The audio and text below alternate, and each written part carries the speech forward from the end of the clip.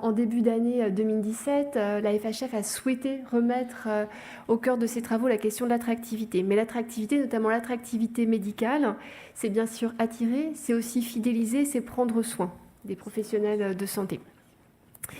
Et pour ce faire, nous avons voulu avoir une démarche plutôt collaborative et sensibiliser et partager les bonnes pratiques entre les promoteurs des politiques d'attractivité en établissement. Alors ces promoteurs, c'est les médecins, les responsables d'unité, les présidents de CME, les directeurs d'établissement. Il s'agissait d'une part de sensibiliser. On a fait une grande enquête, on a eu plus de 5600 réponses de médecins et étudiants qui montraient effectivement leur adhésion à des pratiques qu'il s'agissait ensuite de partager largement. Alors ces pratiques, c'est le management participatif, c'est également la facilitation de l'accès à la médecine du travail, plusieurs pratiques RH qu'en fait aujourd'hui il s'agit d'aider à développer. Nous avons fait donc un appel à bonnes pratiques au printemps 2017 et nous avons enregistré des témoignages que nous avons mis en ligne le 8 novembre dernier et qui vise à vraiment étayer la réflexion des établissements qui souhaitent développer des politiques de QVT à destination des médecins. Le docteur Maurras disait, les établissements ont envie de faire, les hôpitaux ont envie de faire, et ils ne savent pas toujours comment faire. Certains essayent, y arrivent, et l'idée c'était de partager ces témoignages. Alors si vous avez le temps de consulter cet outil qui est sur notre site, vous y trouverez à la fois des témoignages sur la mise en place de cartographie des risques psychosociaux à destination des communautés médicales. Également le témoignage que vous aviez vu pour ceux qui participaient déjà au colloque l'année dernière de Leslie Gréchim, vice-présidente de l'ISNI, sur les spécificités des internes face aux risques psychosociaux.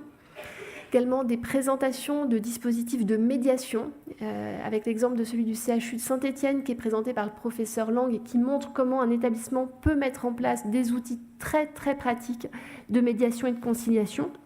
Et encore des pistes sur une meilleure organisation du temps de travail, parce que la question de l'organisation et de l'éventuelle surcharge de travail se pose. Et là, on a vraiment un champ d'action, des choses à mettre en place. Il s'agit vraiment donc de partager, de montrer que c'est possible et de s'enrichir de l'expérience des autres. Et c'est notre rôle en tant que fédération. Je vous remercie. Effectivement, le management, c'est essentiel et l'ensemble des expériences que nous partageons aujourd'hui le montrent. Je reviens sur le MOOC Attractivité qu'on a lancé, mais on y montre la nécessité de l'appui institutionnel au management et notamment au management médical. Ce sont des choses qu'il faut appuyer, qu'il faut formaliser. Il s'agit d'un projet collectif et c'est important dans l'ensemble de vos exposés. On voit la nécessité des valeurs partagées et du projet managérial à l'échelle institutionnelle. Et les établissements, encore une fois, développent des projets en envie de faire. Il faut pour autant essayer de s'attacher les résultats de la recherche. Nous disposons à la FHF d'un fonds Innovation Recherche qui en 2017 a lancé un appel à projet pour l'innovation organisationnelle. On a eu 25 candidatures. 5 projets ont été retenus, dont 2 traitent plus particulièrement de projets de qualité de vie au travail.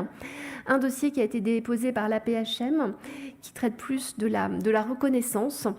On sait que si les professionnels ne se sentent pas reconnus, cela peut générer des situations de mal-être, voire de souffrance au travail, de stress, d'épuisement. Et il est donc essentiel aujourd'hui pour un établissement de bien identifier quels sont les leviers de cette reconnaissance, bien identifier les sources et savoir comment les mobiliser. Donc ça, c'est un premier projet de recherche. Deuxième projet qui sera accompagné par le Fonds Innovation, c'est un projet du CHU de Grenoble avec l'Université Grenoble-Alpes qui vise à identifier comment les solutions organisationnelles peuvent à la fois concilier et viser une meilleure prise en charge du patient et une meilleure qualité de vie au travail. Et il s'agit de vraiment bien identifier, grâce à ces travaux de recherche qui passent à la fois par des revues de littérature, des entretiens avec les équipes, comment faire pour qu'ensuite ce soit reproductible. Notre objectif à nous, en tant que fédération, étant ensuite de partager les résultats pour en faire bénéficier le plus grand nombre des établissements. Alors, le partage des bonnes pratiques et la sensibilisation, ça sert parce que ce que l'on constate aujourd'hui, lorsqu'on interroge les directeurs d'établissement, les DRH, alors les dames, les directeurs des affaires médicales, c'est qu'ils sont très, très engagés dans la mise en place de politiques de QVT. Ça fait 2 années qu'on renouvelle un baromètre des enjeux RH. On a une quasi-exhaustivité au niveau des réponses et ça nous permet, nous, d'étayer nos prises de position, notamment auprès des pouvoirs publics. Ce qui est important de noter, avant de répondre directement à votre question, c'est que les directeurs, globalement, ils reconnaissent un très très fort engagement des professionnels. Il y a une très bonne reconnaissance de la contrainte que vivent les équipes. Et il y a un souhait pour eux vraiment de pouvoir travailler plus sur ces politiques de QVT. En parallèle, il y a une très forte contrainte budgétaire et leur enjeu, c'est de réussir à conjuguer l'ensemble. Et donc, ce qui ressort, c'est que près de 3 établissements sur 4, aujourd'hui, ont entamé une démarche de qualité de vie au travail. Le plus souvent s'appuyant sur un baromètre social qui sert effectivement à faire un état des lieux sur lequel s'appuyer pour construire un plan d'action. Un baromètre social sans plan d'action derrière, ça fatigue les équipes et au bout du second, ça n'a plus d'utilité. Aujourd'hui, les établissements rationalisent les choses et essayent de faire un état des lieux sur lequel ils construisent donc leur plan d'action QVT.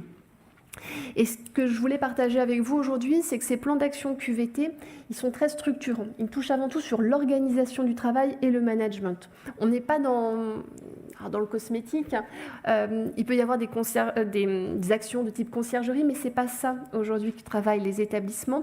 C'est vraiment une réflexion sur l'organisation, le management participatif. Ce qui fait que, comme c'est très structurant, ça prend du temps, c'est un engagement institutionnel. Les résultats, on ne les voit pas de façon immédiate. C'est quelque chose qui s'inscrit dans le temps, qui demande aussi à pouvoir être évalué de façon régulière, mais sur lequel il faut avoir un petit peu de patience.